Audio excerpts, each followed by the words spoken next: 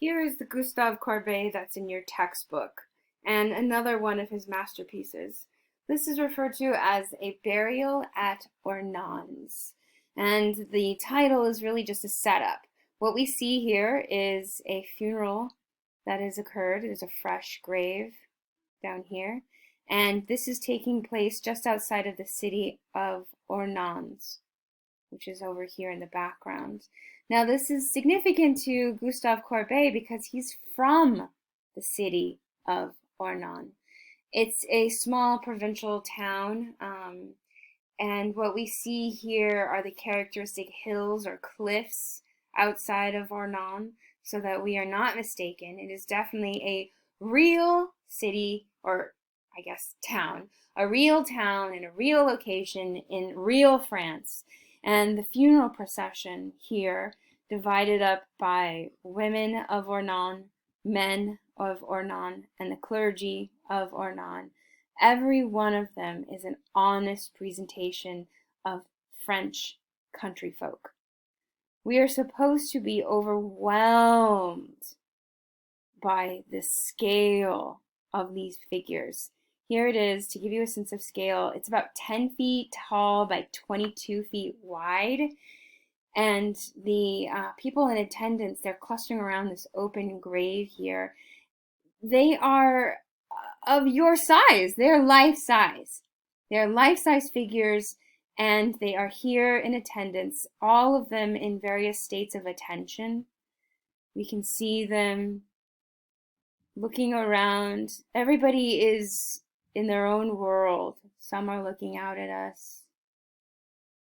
Here, the priest, as he reads a passage, we see some people weeping, some people quiet, contemplative. What we're looking at here are the various ways that people grieve. It is extremely honest, accurate, and therefore painful. This is the burial of just an everyday man, an everyday Frenchman. There are no miracles, so he wasn't a saint. There's no bursting of heaven where, God is shining down. This right here, what we see to be Christ on the cross, it's not a miraculous vision. It's this man holding up the cross on a pole. This is an everyday man. He's not a nobleman. He's not a king. He's not a saint. Guess what he is? He's everybody. He's everybody else. He's you.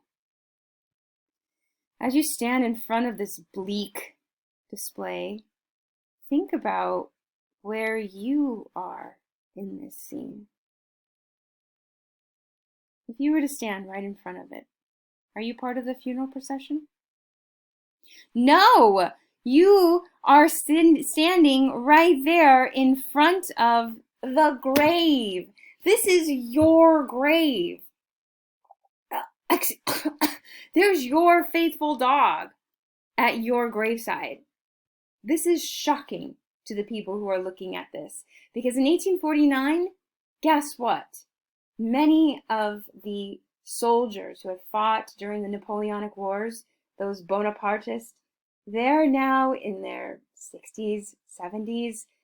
They're starting to die.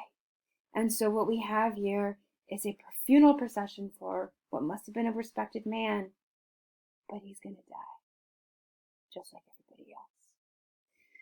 The scale of this is meant to overwhelm you.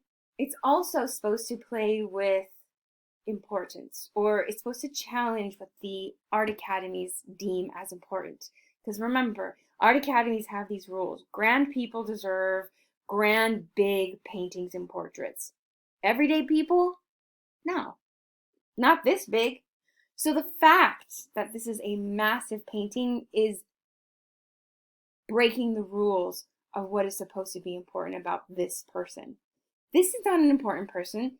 This is an everyday person. Don't you dare give it this big of a painting. Just the size alone is a break in the rules. And Courbet's like, yeah, whatever.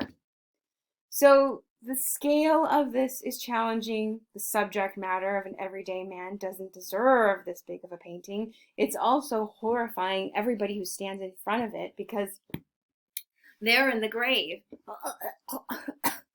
I'm gonna die. Oh. It isn't anything other than a realistic representation of a burial. He limits the view of the landscape. He limits our view of any sense of depth so that these figures, they line in this long horizontal band that's really close. It's almost claustrophobic how close they are, just like that grave. We can't get away from it. We can't ignore it. One critic, when he was looking at this, he stated,